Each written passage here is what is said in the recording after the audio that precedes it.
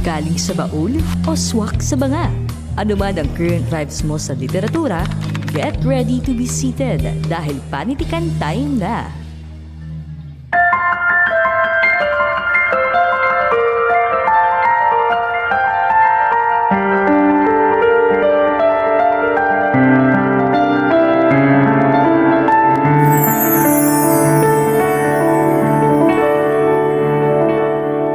Yan. So, what's up mga kapodcast? Welcome sa panibagong episode natin. Ngayong araw, medyo seryoso pero paniguradong lalamunin tayo ng nostalgia. Kasi pag-uusapan natin ang mga kwentong pambata. Pero syempre, hindi ako nag-iisa. Kasama ko ang buong squad. So, sina Ayan, Andy, Sam, at si Kurz. Hello, hello! Uy! Siyempre, tuwang-tuwa ako sa topic natin ngayon kasi literal na babalikan natin yung mga binabasa natin nung mga paslit pa tayo. Naku, panigurado, dadaan tayo talaga sa alaala ng mga alamat na yan.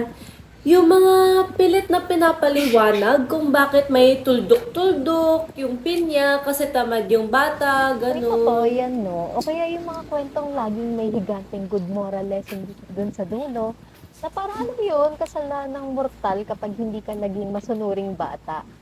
Tapos kapag babalikan nga natin, 'di ba, parang karamihan ng mga lumang libro noon, kung hindi panrelihiyon, nakadesenyo naman talaga dun sa parang magturo lang ng tamang asal or disiplina. Ayun, saktong-sakto yung pasok mo dyan, Curls, no? Kasi sa aming program ni Lia, sa Literacy Education, palagi naming inaaral yan. So, sa akademiko o literaturang termino, ang tawag natin sa formulang yan ay didactic literature. So, at kung hihimayin natin siya, medyo may dark side din kung iisipin mo ngayon. Dark side? Paanong dark side, Sam? Kwentong pambata lang naman yan, di ba? Ganito kasi yan, Ayan. Kasi noon, yung tingin ng lipunan sa mga bata ay parang tabula rasa. Tabula rasa. Pero kasi, ang ibig sabihin, ang tingin sa mga bata ay isang blankong papel lang na walang sariling isip o ahensya. So parang ginagamit niya yung mga kwento para sa panlipunang kontrol. So parang, sumunod ka sa otoridad kung ayaw mong mapahamak. So parang pursado yung aral tapos filtered yung mundo. Sa bagay nga, parang bawal nga magtanong yung mga bata noon, no? Lalo na sa mga kwento. Ang role mo lang naman ay maging pasibong Pero in tagakinig fairness ba? ha, nagbago na nga yung takbo ng panahon ngayon, 'di ba? Parang ramdam ko nga na may marahas at napakagandang pagbasag dun sa tradisyong yan. Mula dun sa didaktiko, nagkaroon tayo ng shift patungo dun sa tinatawag nating social Yeah. realism. Mm. Social realism, parang mabigat pikinggan na. Paano natin yan ipapaliwanag sa mas simpleng So, paraan, Lia ganito at kasi Sam? yan, Annie. At dugtungan nyo na lang kung may maisip kayo. So, parang na-realize kasi ng mga modernong manunulat na ang pagtatago nga sa mga bata sa isang perpekto pero pekang mundo ay isang anyo ng panlilinlang. Kasi hindi naman inosente ang mga bata sa realidad ng buhay. Nako, correct kayo dyan. Kasi kaya naman yung mga libro ngayon, hindi na sila natatakot tumalakay sa mga sistematikong issue gaya ng kahirapan, crisis sa mental health, o kaya yung mga non-traditional families, yung mga pamilyang hindi naman perfect, happy family ang setup, pero puno pa rin naman ng pagmamahal. Ah, so, edi, ibig sabihin, kinikilala ng pinatikan ngayon ang may utak yung mga bata at mga emosyonal sila para umunawa. Hinahayaan na natin silang mag-isip ng critical imbes na diktahan lagi sila kung ano yung tama, ano yung mali. At hindi lang yan ha. Kung napapansin nyo sa mas modernong akda, hindi lang sila humihinto sa pampamilyang issue. Kung mapasok rin sila sa mas malalim pang sugat ng lipunan. So, dyan sumikat yung tinatawag nating problem novels or yung mga historical fiction para sa mga bata. Sa historical fiction para sa elementary, yun, masyado siyang mabigat para sa kanila. Actually, Curse, yun nga yung magic ng magandang children's literature, Curse. Kasi for example, dito sa Philippines, diba? isang napakatinding ebolusyon niyan ay kung paano nga ginamit ng mga local authors yung kwentong pambata para i-preserve yung katotohanan pagkatapos ng declaration ng martial law. Uy, actually, totoo yan. Nabasa ko nga yung isang historical fiction na madalas ninyong banggitin ni Sam, kung saan yung mga libro ng bata ang naging tagapagtago ng mga tunay na realidad noong panahong pilit na binabago o pinapabango ang opisyal na kasaysayan na nangyayari sa ating bansa. Aba, in fairness, nagbasa si Ian. O sige nga, subukan natin ang alam natin pagdating sa mga pambatang historical fiction na nabasa na natin. Anong mga libro ang tumatak sa inyo, guys?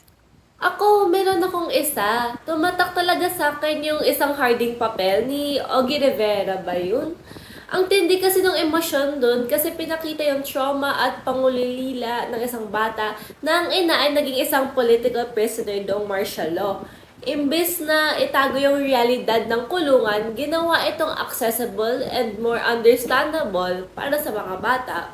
Actually, napakagandang halimbawa niyan, Andy. Kasi isa rin yan sa favorite ko, no? And nagustuhan ko siya kasi pinapakita niya nga sa mga bata na ang hustisya at kalayaan hindi lang basta abstract na salita, kundi may muka at may pamilyang naapektuhan. Actually, may nabasa nga rin pala ako. Nagustuhan ko rin yung isa pang sulat ni Ogie Rivera. At ano nga, the title nun? Ay, yung si Junjun, noong bago i-deklara yung batas militar. Sobrang bigat nga ng issue nito ha, tungkol siya dun sa pilitang pagkawala or yung mga enforced disappearances ng mga aktivista. Pero dahil kwentong pambata siya, naipaliwanag ito sa paraang hindi siya masyadong traumatizing, pero gising pa rin yung kamalayan ng bata. Nako, favorite ko rin yun, Curse. Siguro, sa akin naman, kung may naghahanap naman ng masining or visual na pagtatalakay sa pag-asa at kolektibong pagkilos ng mga tao sa gitna ng kadiliman, nandiyan naman yung sayaw ng mga ilaw ni Chino Sayuno. So, maganda siya kasi ginamit dun yung metaphor ng ilaw para ipakita nga yung tapang ng komunidad.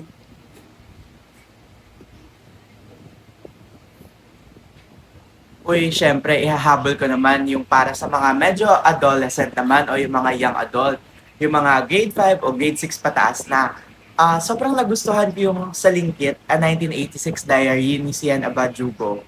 Dahil diary format siya, so parang kasama mo sa mismong kwento yung mga kabataang nakasaksi ng EDSA Revolution. And syempre, dahil nga diary form siya, mas madali siyang ma-absorb ng mga estudyante kapag personal yung naging atake natin kasi mas relatable siya.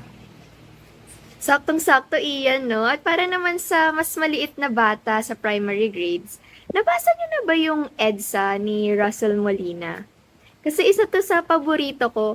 Ginamit lang dun yung mga simpleng sining ng pagbibilang at mga metapora para ipaliwanag kung ano ba yung demokrasya at mapayapang pag-aalsa. So napakasimple nun, no? Pero napakalalim ng dating para sa akin. Grabe, parang hindi ko pa nababasa yung EDSA ni Russell Molina. Pero nakakatawa talagang pakinggan na lahat tayo ay may alam at may appreciation sa kapangyarihan ng politikan. Akala kasi ng marami, alam mo, pampatulog lang kasi daw yung mga libro, ganun. Pero ngayon, nakikita natin na parang may kapangyarihan talaga silang gisingin ang kamalayan. Sobrang Kahit dumi mga naman bata pa ng lang mga sila. nagtatangkang mag-censor ng mga ganung libro para sa mga paaralan or sa mga bookstores. Kasi takot silang mamulat yung mga susunod na henerasyon, lalo na yung mga bata. At dyan nga, sa puntong to, iikot yung buong diskurso natin ngayong araw. Like, handa na ba ang mga publishers na mag-release sa mga ganitong paksa? At higit sa lahat, handa na ba ang lipunan at ang mga magulang mismo na bitawan yung idea ng innocence para yakapin yung mapagpalayang realidad ng mga bata? Kaya bago natin hihayin yung mismong mga akda na ating mas malalim na pag-uusapan, usikin muna natin siguro yung industriya sa likod nito. Ayan. So, dahil nga gusto nating tignan yung industriya sa likod ng mga panitikan, may isa akong napaka-importanting tanong. Sino nga ba talaga yung mga nagdedesisyon kung anong kwento yung pwedeng i-print at basahin sa mga bata? Kasi kapag pumupunta ka sa National Bookstore o sa mga mall, may mga particular na pangalan ka lang na palaging makikita. Mm. Totoo yan. Gets kita. Kasi yung mga malaking publishers, katulad ng Adarna House, Tahanan Books, Lampara Books, OMF Hiyas, parang kumbaga sila yung tinatawag nating mga gatekeepers ng children's literature, na para bang sila talaga yung may hawak ng susi kung anong ideolohiya or moralidad ang makarating sa sunod na henerasyon. No? At dyan iikot nga yung malaking bahagi ng usapan natin ngayon sa industriya. Bilang mga gatekeepers, itong mga sikat na publishing houses na to, yung parang nagiging salaan natin or kumbaga yung filter. Ayon nga dun sa pananaliksik ni Dr. Eugene Vasco, isang kilalang scholar ng panitikang pambata, ang mga institusyong ito ay may huling say sa kung anong kwento yung mapiprint or mapapublish. Para bigyan natin ng mas malinaw na larawan, di ba dapat publisher ang may sariling branding o mission? Oo, no, pansin ko yan. Limbawa, yung Adarna House, madalas nakatutok talaga sa kulturang Pilipino at kasaysayan yung mga libro nila. Tapos yung OMF Hiyas naman, nakafocus siya sa Christian values. Tapos, at pa ba isa? Lampara Books, ayun, kilala naman sa mga pabula at alamat. So, ibig sabihin, kung may sinulat kang kwento na hindi pasok sa hulmahan o brandingan ng mga kumpanyang nabanggit nyo kanina, malamang sa malamang, hindi ito makakapasok sa merkado. Kasi ang bigat din isipin kasi negosyo pa rin sila eh. And kailangan nilang kumita para mag-survive.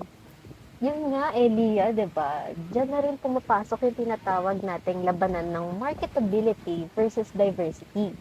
Kumbaga sa paggawa ng desisyon, parang mas pinaprioritize ba ng mga publishers ang tinatawag na safe at siguradong mabebentang stories kaysa nga dun sa mga diverse or challenging na topics. Yung tanong nga dyan, takot ba silang mag-risk? Well, madalas, oo. Super gets ko to. Kasi isipin nyo, yung mga safe na topics tulad ng mga nag-uusap na hayop, alamat kung bakit mapula ang makopa, o yung mga kwento tungkol sa pagiging masunuring anak, syempre siguradong bibilhin yan ng mga magulang at yun din syempre yung i-recommenda ng mga paaralan o eskwelahan sa kanilang mga estudyante. Right? Pero paano naman kung yung mga kwento ay tutungkol sa isang bata na may dalawang nanay? Or kwento tungkol sa child labor, domestic abuse, or depression sa mga bata? Baka isipin ng mga magulang na, syempre, masyadong dark or complicated to, kaya hindi na lang nila bibilhin to. Kaya ang mangyayari, inuuna yung tanong na, mabibenta ba talaga to? Kumbaga pag-usbong ng mga diverse na panitikan. Ngayon, paano na yung mga librong gusto talagang magmulat or parang tumatalakay dun sa mga seryosong issue? Diyan nagkakaroon ng mga tinatawag nating format war. Kumbaga ito yung labanan ng indie publishers at big publishers. Pati na rin yung physical books tsaka digital platforms. Dahil nga sa digital age ngayon, nababago yung abot tanaw ng mga bata.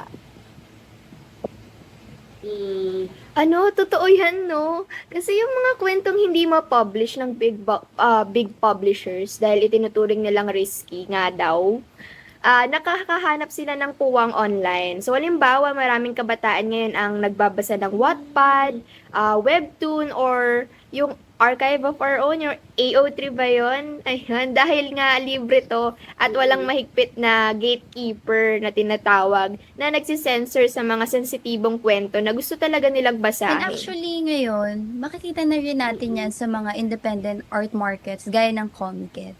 And doon, malayang nakakapagbenta yung mga indie creators ng sarili nilang children's books o kaya comics na may mas malalim na tema na hindi mo basta-bastang makikita sa mga malls. Uy, speaking of malls, may issue rin na tinatawag na yung bookstore issue. So parang base sa ulat ng National Book Development Board or NBDB, malaking hamon yung visibility ng local book sa pamilihan. nakalulungkot nga na yung mga commercial bookstores tulad nung National Bookstore natin dito, hirap na hirap ka nang makahanap ng mga actual na librong pambata ng mga Pilipino. Ako, sinabi mo pa, sobrang hirap na talaga. Kasi kapag pumasok ka ngayon, kadalasan makikita mo puro mga school supplies, art materials, o kaya naman yung mga laruan na mga nakadisplay, di ba? Oo, tas laging nakadisplay yung mga foreign bestsellers na libro, gaya ng, ano ba yung Diary of a Wimpy Kid, Geronimo Stilton, Peppa Pig. Yun yung lagi nakikita ko nung bata ako eh. Pero yung mga gawang Pinoy, parang nakatago lagi sa dulo, pinakailalim ng shelf, or kaya naman, wala naman talaga at all. Like, walang nakalagay. Yun nga yung magandang question dun, di ba? Parang kung puro western books lang yung mga nasa mall, wala ng platform yung ating mga local authors. Nakakatakot dito kapag puro banyagang kwento ang kinalakihan ng mga bata, magiging dayuhan na rin yung kumbaga pamantayan nila ng kagandahan, pangarap, tsaka kabayanihan. Alam nyo, isa pa, dagdag ko din, kapag naiisip ko yung mga children's book, madalas na pumapasok sa isip natin, o sa isip ko siguro, fairy tales, mga talking animals, mga stories na laging may good moral lessons sa dulo. Oo nga, no? Or yung tipong after every story, malinaw na agad yung dapat matutunan ng bata or lesson to be Which honestly learned. makes sense naman. Kasi noon, children's literature was really designed para magturo ng tamang asal. Pero napansin nyo ba na minsan, parang sobrang simple na lang din ng reality na ipinapakita sa kanila? Kasi parang lahat ng problema naayos agad, basta maging mabait ka lang. Tama no, Lia. So, doon pumapasok yung critic natin na tinatawag na common children's literature. Kapag ba laging may tamang aral sa dulo, natututo bang mag-isip ng critical talaga yung mga bata? Hmm. Or, baka nasasanay lang silang isipin na lahat ng problema ay Pero, may madaling sagot. Diba, kailangan din naman ng mga bata ng guidance, syempre habang lumalaki sila. Well, technically, kailangan siya. Pero ang issue kasi minsan, sobrang filtered na ng mundo na ipinapakita natin sa kanila.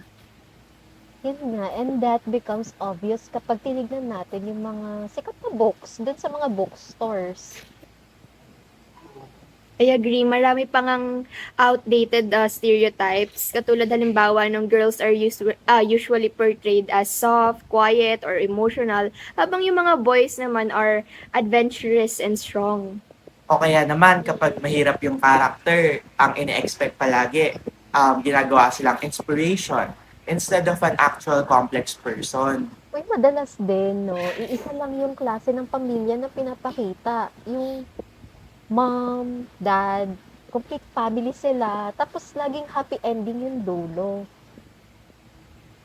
Ay, may alam akong book na ganyan. Yung powerful books like yung Papa's House and Mama's House ni Jean Lee Patindol. Yeah, maganda yan. Kasi powerful siya in a way kasi hindi niya tinatago yung reality ng separated parents. So, hindi niya pinapretend na lahat ng bata lumalaki sa perfect family.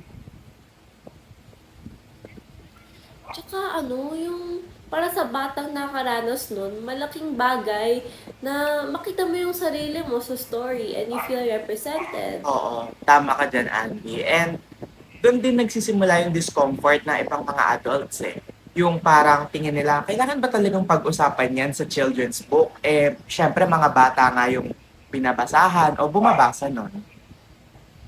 Same thing, no, with Bonggang-Bonggang Batang Becky ni Randy Garlitos. Yeah, the book challenges traditional gender expectations at a very young age, which makes it a very good example. At para nga sa ibang readers, sobrang empowering niya, no? Kasi it tells children na okay lang na maging iba sila, ganun. Pero paano na yung mga like mas conservative na magulang?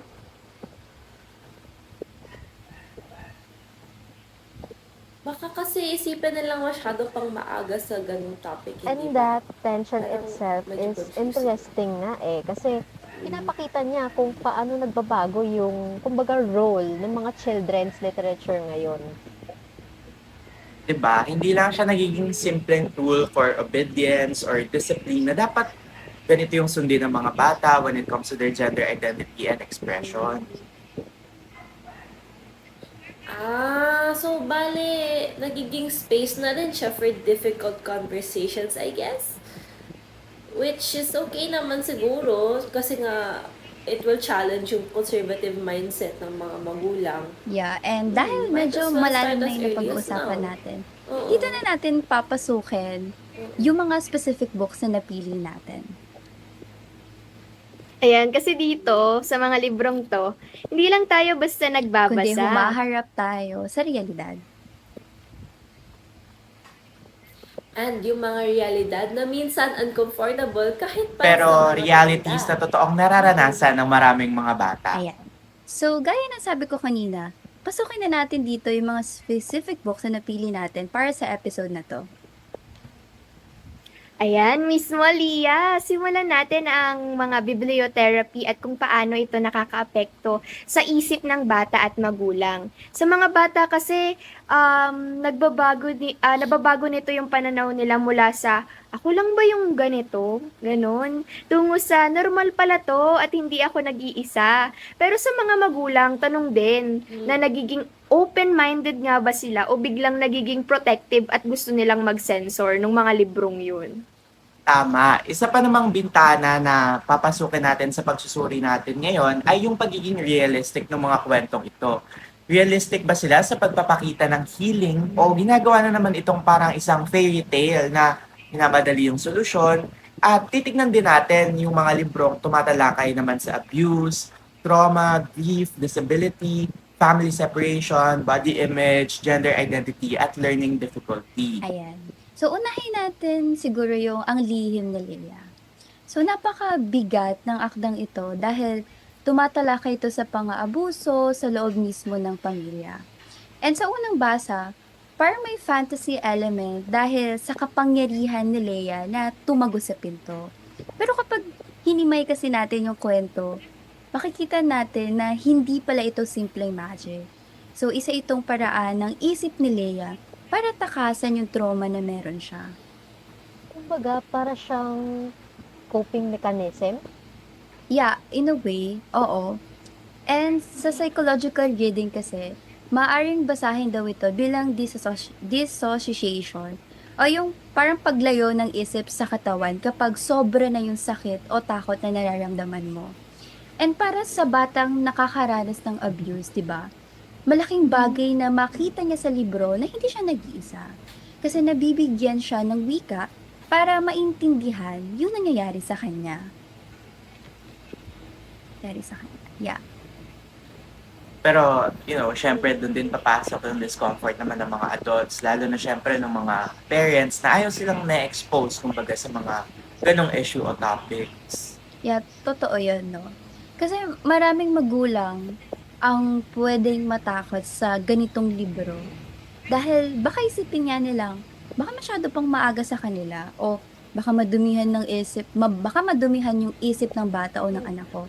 Pero ang tanong kasi, kung nangyayari na nga yung abuse sa totoong buhay, mas safe ba ang pananahimik? And para sa akin, hindi. Ang tunay na proteksyon ay hindi naman silence, kundi awareness. So, realistic ba yung healing sa libro? Actually, yes. Realistic siya sa part na hindi bigla ang umamin sa Leia sa kwento. Kasi dahan-dahan yung proseso na naipakita. At may tulong mula sa teacher, psychologist, at social worker, sa police, at sa child protection unit. Pero kung may critic dito, no, medyo idealistic yung ending. Kasi sa totoong buhay, hindi naman agad nawawala yung trauma at hindi laging mabilis yung hostisya na nakukuha. Kaya, in a way, mahalaga yung libro. That's true. Oh, Pero dapat hindi rin natin isipin na isang happy ending lang ang sapat para gumaling ang isang bata. And siguro sunod naman natin pag-usapan is yung sandusen ng sapatos. Actually, isa rin to ulit sa favorite children's book ko. And sa ibabaw kasi, mukhang simpleng kwento tungkol sa batang walang paa at sapatos na ginagawa ng kanyang ama. Pero mas malalim siya dahil tumatalakay na ito sa disability, pangarap ng magulang, guilt, grief, at unconditional love. Ang sakit ng idea, no, na gumagawa ng sapatos yung tatay para sa anak na hindi naman makakapagsuot nito. Exactly, Sam. And doon kasi pumapasok yung emotional weight ng kwento. So, ang sapatos kasi, hindi na lang gamit para sa paa dito sa kwento. Naging simbolo siya ng pagmamahal ng tatay doon sa kanyang anak. And kahit hindi nga siya maisusuot ni Susie, no, yung mga sapatos, ipinapakita ng ama na may halaga pa rin ng pangarap at pagmamahal niya para sa anak niya. Super ganda nung naging parang gist ng kwento, no? Pero dito rin nagsisimula yung bibliotherapy na tinatawag natin, di ba? So, ang tanong ko naman, paano siya nagiging bibliotherapy para sa mga bata? Nagiging bibliotherapy siya sa bata.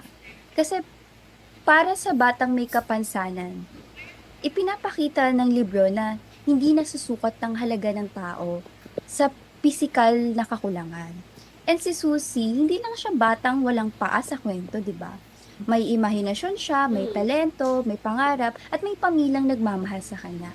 And for children, this shifts the perspective from kawawa ako to may halaga pa rin ako. Pero wait lang if I may ask, realistic ba yung healing sa kwento Yes, to? may realistic elements siya tulad ng bullying, lungkot, pagkakasakit, at pagkawala ng magulang. Pero may fairy tale element din, lalo na sa part na yung mga sapatos na ginagawa ng tatay ay sobrang tugma doon sa mga napapaniginipan ni Susie. And maganda siya bilang literary device. Pero sa totoong buhay kasi, ang pagharap sa disability at grief ay mas complicated. So, kailangan din ng accessibility, suporta, at mas malawak na pag-unawa ng lipunan. Ayun. Gets ko naman. Pero, it reminded me lang of isang kwento, which was yung Papa's House at Mama's House. Binanggit siya kanina din eh. Yung sentro naman nun ay tungkol sa bata at yung mga kapatid niyang nabubuhay sa dalawang magkaibang bahay dahil hiwalay na yung kanilang mga magulang. Mahalaga ito kasi hindi naman lahat ng bata ay lumaki sa tinatawag nating complete family or traditional family setup. Like, Oo, no? At para sa bata, malaking bagay siguro na makita na may ibang batang ganun din ang sitwasyon. So, paano kaya siya nagiging parang bibliotherapy in a way? oo, so bibliotherapy siya kasi binabasa niya yung feeling na, hala, ako lang ba yung may gantong pamilya? Ipinapakita ng libro na kahit magkaiba yung bahay ng kanilang mama, ng kanilang papa, hindi ibig sabihin na wala na silang pagmamahal sa pamilya. Nagbabago man yung structure ng kanilang pamilya, pero alam mo yun, maaari pa rin manatili yung care, presence, at affection even if my parents are separated. So, kahit natuturo yung pag-adjust at such an early age for that Pero, kind of family syempre, situation. lalo na sa mga adults and parents, syempre, super sensitive topic yung mga ganito, no? Well, yes, that's true. Sa conservative na pananaw, maaring isipan ng iba na ang gantong libro ay nagno-normalize ng broken families. But let's face it, in reality, marami ng bata ang nakakaranas nito. At hindi natin sila tinutulungan kung pinipilit natin itago yung sitwasyon. Mas nakakatulong na kung bigyan natin sila ng story na makakatulong sa kanilang pag-process ng confusion, ng sadness, and adjustment para hindi sila mabigla pagtanda nila. Kasi alam kong kakilala na gano'n na magugulat na lang sila at malulungkot pag na-realize nila pag like 5 years old, 6 years old, Pero gano'n na ikaw ba, wala sa na. tingin mo, ano yung critique mo dun sa healing? Actually, maganda siya kasi yung ginawa ng libro is hindi niya ginawang villain yung parents. Pero for me, medyo idealistic din yung treatment niya. Kasi sa totoong buhay naman, ang hiwalayan ay pwedeng may kasamang legal issues, child support problems, yung away talaga, emotional damage, and co-parenting isn't always peaceful. So, pero mahalaga yung libro bilang panimula ng usapan, pero hindi siya dapat gawing picture-perfect model ng lahat ng separated families. Pero it does the job as an intro, I would say. Grabe, napakaganda talaga ng kwentong yan, no? Pero alam niyo, may naalala rin akong kwento eh. Yung title niya nga, Philemon Mamon. So parang yung focus naman ay yung body image, obesity, bullying, tsaka yung health. So si Philemon, siya kasi yung batang nakakaranas nung pangaasar dahil sa kanyang katawan. So dito niya nakikita kung gaano kaaga or gaano niya kaaga nararanasan ng bata yung body shaming sa kanya, ganon. Siyempre, 'di ba, para naman sa mga adults or sa mga parents, sa mga tito, tita, kumbaga for them normal lang naman na tukso 'yon. Pero siyempre nadadala na rin 'yun sa mga bata kaya kapag nagkaroon ng tuksuhan, 'yun na rin yung mga binabato nilang panukso dun sa mga kapwa nila bata, 'di ba? Exactly iyan. Pero sa bata, malaking sugat nga yun, no? Kapag, alam mo yun, paulit-ulit kang tinatawag or inaasar dahil sa katawan mo, parang mas naaapektuhan yung overall confidence mo. So, sa bibliotherapy, nakakatulong yung librong to dahil sinasabi nga na valid yung kumbaga tinatawag na sakit or hiya na nararamdaman niya. Gets. Pero hindi ba delikado rin na baka maging Yun fat nga shaming diba? na Parang dating yun yung sa magandang libro? kritik doon sa librong yun. Mm. Positibo yung libro dahil tinuturo niya yung, kumbaga, healthy lifestyle, exercise, at proper nutrition. Pero, maging maingat pa rin tayo para hindi siya masyadong lumabas na yung halaga lang ng bata ay nakadepende lang sa pagpapapayat niya or kailangan niyang maging mapayat. So parang ang tunay na healing dun sa librong yon ay hindi lang physical transformation. At dapat din kasama yung overall emotional healing niya mula sa panunokso at sa insecurity niya. Pero tingin mo ba, Kers, realistic ba siya? Siguro para sa akin, tingin ko realistic siya, no? Dahil hindi magic yung pagbabago ni Philemon. So, parang kailangan niya kasi nung disiplina at suporta mula dun sa family niya.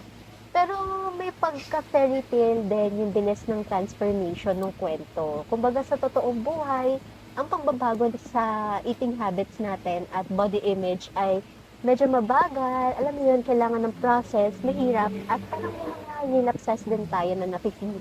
So, hindi rin siya agad nawawala. Hindi rin agad nawawala yung nafe-feel nating trauma at bullying kahit na medyo nagbago na yung katawan ng bata.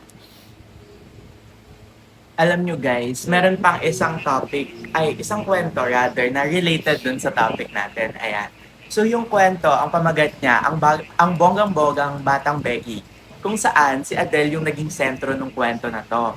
And mahalaga siya dahil bihira sa children's literature yung mga batang queer o mga gender non-conforming na sila mismo yung bida sa kwento at hindi lang sila yung mga side character na pinagtatawanan natin o side character na may saglit na airtime lang. Pero dito sa ang bonggang-bonggang Batang Becky, si Adele mismo yung bida. Well, interesting nga yung kwentong yan ha. Narinig ko na nga rin yan eh. So parang dito pumapasok yung tinatawag na representation.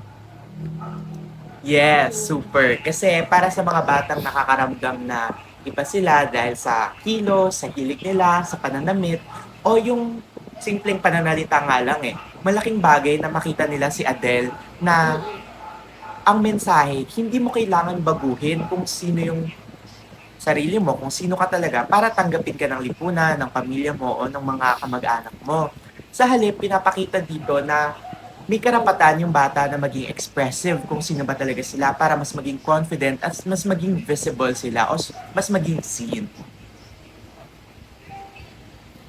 Pero feel ko ito na din siguro yung isa sa mga pinaka-controversial topic para sa mga magulang. Ako, Andy, Alam mo nakuha naman. mo. Kasi, syempre, totoo yun. Kasi may mga magulang na iisipin agad na, masyado pang maaga dyan sa mga ganyang topic na yan when it comes to gender identity and gender expression. Tapos, meron din namang mga thinking sa mas more conservative families na baka ma-influensyahan yung anak nilang maging Becky o maging Bading. So, doon natin makikita yung problema na gusto nating maresolba o kaharapin. Kasi hindi queer representation yung magtuturo ng prejudice sa mga bata na maging Bading o maging Becky sila, kundi lipunan na ang nagtuturo sa kanila na maging matakot, mahiya, at alam mo yun, mabali sa panghuhusga ng ibang mga tao. Kaya bata pa lamang marami na yung nakakaranas ng bullying dahil sa pagiging iba nila o pagiging unique nila. And dapat, bata pa lang ay natutututo na rin tayo ng acceptance para dun sa mga kagaya nating bata na, alam mo yun, hindi natin katulad kasi syempre, kailangan natin ng diversity in life. Yeah, sobrang ganda ng sinabi mo, Ian. Pero ano naman yung critic mo sa libro? For me, siguro yung pinaka-critic ko is that realistic naman siya sa pagpapakita ng bullying and gender policing. Like, pinupulis mo yung sinusuot. Isa sa character kasi doon, si Tio Braulio. So, yun, palagi niyang pinupulis yung mga palembot-lembot o palambot-lambot daw si Adele, pinakita niya, ganun. So, ayun, siguro yun yung realistic part ng kwento. Pero for me, meron ding mga fairy tale trap doon sa mga idealistic yung acceptance kasi hindi naman lahat ng batang queer may supportive family. Isa pang kitig ay baka malimit din yung image ng batang Becky na flamboyant siya, colorful, expressive. Kumbaga, nag-reinforce lang ito yung mga stereotype na meron na tayo sa lipunan. And sobrang bilis kasing na-resolve nung issue ng acceptance. Kumbaga, parang dumating lang si Adele, nirescue lang niya yung mga pinsan niya dun sa asing nagwawala. Biglang, boom, accepted na siya, di ba? So, in a sense, empowering ito, pero dapat mas lumawak pa yung representation natin sa queer children sa iba't ibang anyo. Hindi yung pwedeng sabihin mo na, Becky, malambot, mahilig sa color pink. Siyempre, di ba, mas lalo lang nating nare-reinforce yung mga existing stereotypes na binibigay na sa atin ng patriarchal na lipunan. Ayan, no? So, speaking of acceptance, meron ring libro na about naman siya sa focus about learning difficulty, lalo na sa dyslexia. So, ang title ng libro na yun ay Silef. So, si Felix o si Silef ay batang nahihirapan sa pagbabasa at pagsusulat. So, mahalaga to dahil maraming bata nga ang napagkakamalang tamad, lalo na sa mga public school, no? Tamad, mahina, o hindi nakikinig. Kasi kahit ang totoo ay iba lang talaga yung paraan nila ng pagkatuto. So, sa tingin mo, paano naman siya nakakatulong when it comes to bibliotherapy pagdating sa mga batang nagsistruggle sa school? Siguro binibigyan ng libro na to ng validation yung mga bata na nahihirapan sa academics. Sinasabi kasi dito na hindi nasusukat yung talino o halaga ng bata sa bilis ng pagbabasa niya o pagsusulat. So, mula nga, sabi nga natin kanina, mula sa ako lang ba ang ganto na bata, nagiging yung perspective nila, ay, may ibang bata pa rin pala na ganto na nakakaranas ng sitwasyon ko. Paano naman yung pananaw ng mga parents? Siguro hamon nito na mas maging open-minded sila. Sa halip na pagalitan agad yung mga bata dahil mabagal sila magbasa, dapat tanungin muna nila na kung may mas malalim pa bang dahilan kung bakit ganun yung sitwasyon ng bata. So, yung silence kasi o denial, yan yung hindi yan nakakaprotekta sa bata eh. Kasi mas nakakatulong kung may tamang salita na nabibigay sa bata or yung suporta at pasensya mula sa pamilya, lalong-lalo na sa school. Pero tingin mo ba, Sam, realistic siya? O like, realistic yung healing na pinakita? Realistic siya. Kung babasahin natin bilang simula ng pagtanggap, yung acceptance ng parents, hindi naman sinasabi sa libro na mawawala agad yung dyslexia. Pero kung iisipin na sapat na ang isang moment of acceptance para maayos yung lahat, doon siya nagiging fairy tale. Kasi sa totoong buhay, kailangan ng, lalo na sa mga batang may dyslexia, kailangan ng long-term support. tsaka yung mga teaching strategies, patience, and also yung inclusive learning environment. Tama. And kung titingnan natin lahat ng akdang ito mula sa Ang Lihim ni Leia hanggang sa Silef, makikita natin na hindi na lang simpleng moral lesson yung children's literature ngayon. Kasi nagiging space na siya, di ba, para pag-usapan yung mga realidad na matagal nang nararanasan ng mga bata, pero madalas hindi pinapangalanan. Di ba? From Ang Lihim ni Leia hanggang sa Silef. Tama ka dyan. At doon naman papasok syempre yung halaga ng bibliotherapy. Kasi hindi nga nito agad-agad naaayos yung problema ng bata kasi syempre ayaw naman natin ng fairy tale solution. Pero binibigyan nito yung bata ng safe space para sa comfort na hindi siya nag-iisa o hindi lang siya yung naiiba, kumbaga, sa karamihan ng mga bata. Mm-mm. I guess, para din sa parents, hamon din na ito na wala lagi nating piliin yung censorship. Kasi minsan, yung akala nating protection ay nagiging pananahimik na lang. Ayan. At ang pananahimik, di ba, hindi laging ligtas. Minsan mas ligtas pa ang batang may alam, may wika, at may kwentong masasandalan. Kaya sa huli, ang mga librong ito ay hindi na lang pambata. Kasi para na rin sila sa matatanda di ba? Para matuto tayo makinig, umunawa, at tanggapin na ang mundo ng bata ay hindi laging simple. Pero kaya nilang unawain kapag ginabayan natin sila ng mas maayos.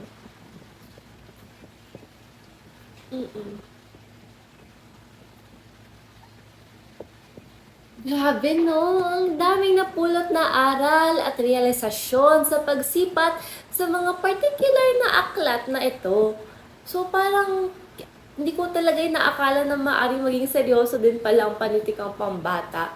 This has really been a looking beneath the surface experience for me. Parang yung alamat ng pinya, yung gano'n, hindi ko iniisip na may deeper meaning pala yung mga yon. Parang Oh my God, looking gets kita dyan. And beyond talaga. ngayon, syempre, I think magandang pag-usapan naman natin yung epekto ng mga kwentong ito sa pamilya, especially sa relationships syempre, ng bata dun sa parents nila, di ba?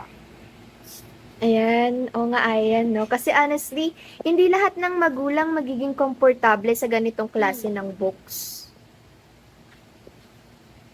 Like books discussing trauma, grief, or abuse, identity, feel ko naman understandable din yun Oo eh. nga kasi hindi naman Gets din ko naman pareho sila yung mga in that pananaw, regard. tsaka yung mga reception ng bawat individual, maging bata man or magulang nila. Yeah, sa bagay, sino ba naman yung mga magulang na biglang handang makipag-usap sa anak about trauma, pagdalamhati, pang-abuso, or pagkakinanlan, di ba? Lalo na if your child is just like 5 years old, ganun, I wouldn't feel comfortable din naman. Exactly. Like, for example, Ang Lihim ni Leia, di ba, ni Augie Rivera. Sobrang mabigat yung Pero topic that's niya. also what makes it important di ba? The book acknowledges na may mga batang dumaraan sa trauma tsaka sa abuse. So parang hindi siya masyadong ganun na kahit uncomfortable siyang aminin dun sa society. Mm-mm.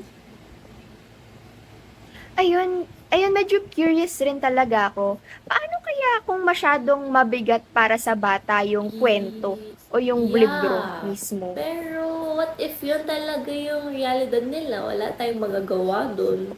Of course. And guys, I think dito napapasok yung central question ng episode natin ngayon. I think ang question na mainly we should be asking ngayon ay dapat ba yung mga children's literature, pinoprotektahan ba nila dapat yung innocence ng mga bata o dapat tinutulungan nila yung mga bata na maunawaan yung realidad na meron sila? And actually, books like Mancha also do that. So, hindi siya napag-usapan kanina sa discussion natin, di ba? Pero kasi, yung book na to, hindi niya dinidinay yung pain ng bata. So, yung book na to is about sa isang bata na nakakatanggap ng verbal abuse mula sa nanay niya. And bawat masasakit na salitang naririnig niya from sa mother niya, ay nagiging man siya or tumatatak do'n sa katawan niya. And isa na nga siya sa medyo mabibigat rin na books or topic since verbal abuse yung theme niya. And ayun nga, hindi niya dinideny yung pain ng bata, instead binibigyan niya ng language at emotional space yung experience. Pero yun nga, going back, bilang magulang, I understand din naman yung takot eh. Siyempre, may instinct ka to protect your kids, first and foremost. I want to protect them from the darkness of the world. Ganun. Pero minsan kasi 'di ba, adults confuse Tama ka protection dyan, with Mia, no? silence. Because silence doesn't erase trauma nga, di ba? Pero again, guys, dito, mag-circle back ulit tayo dun sa concept natin ng bibliotherapy. Kasi yung literature, nagiging daan siya para dun sa mga bata na ma-process nila yung emotions nila safely. Yeah. Hindi sila, kumbaga, nag-iisa o hindi sila maiiwan sa ere na kung gano'n na yung environment na kinakalakihan nila. Kumbaga, yung mga libro, nandun sila, o yung mga literature, kumbaga, nandun sila para tulungan yung mga batang i-process yung mga nararamdaman nila in a safe way. Parang so there's a transition from ako lang ba yung nakaramdam nito to Actually, there are kanina people habang that can understand me din yung mga pala. kwentong, or yung mga libro na naibahagi kanina, naisip ko rin yan din sa kwento nung kay Celeb ni Ogie Rivera, tsaka dun sa Sandasay ng Sapatos ni Luis Gatmaitan. Yes, especially yung Sandusen ng Sapatos. Kasi on the surface, parang simple family story lang siya. Pero ang dami niyang sinasabi tungkol sa disability, sacrifice, and unconditional love. Kasi also like na hindi nila minamaliit yung emotional intelligence ng bata na porke bata sila, wala na nga silang isip. Kaya naman nalang intindihan yung And grief syempre, and same empathy naman eh. with Philemon Mamon. Pinag-uusapan dito yung body image and bullying na in a way, very relatable at naiintindihan talaga ng mga bata sa panahon natin ngayon. Ayun, no, which is very interesting kasi alam naman natin maraming bata, lalo-lalo na sa mga school setup, na nagiging exposed sa body shaming earlier on. And hindi lang sa school setup nararamdaman to eh. Even sa social media, 'di ba? Yung mga batang nakaka-experience ito. Also, Yeah, yung mga dami adults nang din. Kaya nagti-TikTok sobrang ngayon. interesting niya na yung mga kwentong ganito ay na-expose tayo sa mga gantong issue. Actually, tama ka dyan. Kaso, napatanong naman ako, like, okay bang hindi pag-usapan yung mga ganong topic kahit na nangyayari siya sa totoong buhay? Or is it healthier na magkaroon sa ng stories na tumulong nga ulit mag-process ng emotions and social realities? I think Parang yun kasi yung ang biggest dami shift ng batang sa nagtitiktok ngayon, children's diba? literature ngayon. Hindi lang siya basta bedtime entertainment. Tama ka dyan. Nagiging Yeah. tool nga rin siya for awareness. And for empathy. For I guess questioning stereotypes and social norms as early as now. And maybe for helping children realize na hindi sila nag-iisa sa mga experiences nila. Siguro yun yung pinakamahalagang ginagawa ng Hindi modern lang children's magturo kung literature paano maging ngayon. mabait na bata. Kundi tutulungan talaga sila na maintindihan yung mga mundo na ginagalawan nila. At dahil nga mas malalim na yung mga naging talakayan natin, dumating na tayo syempre sa pinaka-core ng episode na ito bilang isang grupo. Ano nga ba talaga yung paninindigan natin? Dapat bang ituro at ilantad yung mga ganitong sensitive at controversial na issue sa mga bata sa pamamagitan ng panitikan? I guess, matapos nating himayin yung mga akdang ito mula sa trauma, sa dyslexia, hanggang sa kasaysayan at kasarian, buong loob naman tayo naninindigan na oo nga eh, dapat ilantad ang mga bata sa realidad gamit ang panatikan. Kahit bata pa lang sila, ang pagtatago kasi sa kanila ay sa isang perpektong mundo, hindi talaga yun protection sis. Kasi parang ninanakawan lang talaga natin sa ng kakahayahang mag-isip ng critical. Pasensya na po. Pero ayun, ang aking perspektibo. Kasi we can't always protect them from So yan, everything. no, ang They're smart panitikan enough to ay realize hindi these lang things on their own. pampatulog o para lang sa bulag na pagsunod. Ito rin ay yung mabisang sandata natin.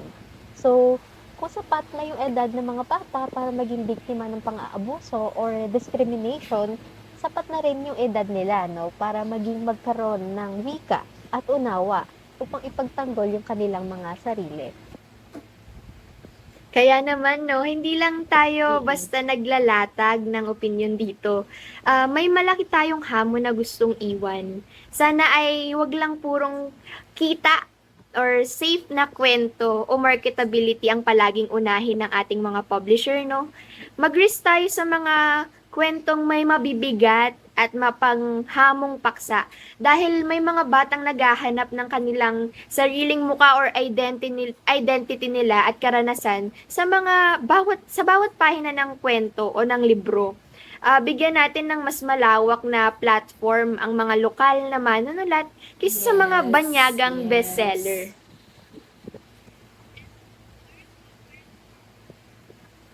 And para sa mga magulang naman, no, wag din po sana tayong matakot na makipag-usap sa ating mga anak tungkol sa realidad na meron ng ating lipunan. Kasi ang pagbili ng mga librong tulad nito ay hindi naman pagwawakas ng kanilang pagkabata, kundi pagbubukas ng pinto para sa mas malalim na paggabay. So, wag nating piliin ang katahimikan kapalit ng huwad na kaligtasan. So, gamitin natin yung mga kwentong ito bilang espasyo para sa pagmamahal, pagtanggap, at pagbuo ng empathy sa loob mismo ng tahanan. Napakagandang pagtatapos, Lia. At syempre, dyan na rin nagwawakas yung napakahalagang talakayan natin para sa araw na to. Syempre, maraming salamat sa aming mga tagapakinig, sa mga naglaan ng oras nila para sa episode ngayong araw na to. At maraming salamat sa inyong pagsama sa amin na talakayin, himayin, i-critique, at ipakilala yung mga iba pang children's literature na meron tayo dito sa Pilipinas. Tamang-tama. So, para sa inyo, sana ay baunin natin ang napagtanto natin ngayon na ang kwentong pambata ay may lakas na gisingin ang kamalayan at magsilbing simula ng paghilom. Sana kung may mabaon naman kami sa inyo talaga at ay iyon na may kapangyarihan talaga ang kwentong pambata. Uli, ako si Chris. Ako naman si Sam. Ako si Andy. At syempre, ako si Ian. At ako naman si Lia. Ito ang Panitikan! na nagpapaalalang Pagtsikahan, Pagtsikihan, panitikan ng ng sarili atin. Hanggang sa muling pag-record natin mga kapodcast. Paalam Maraming po. salamat at paalam. Lahat.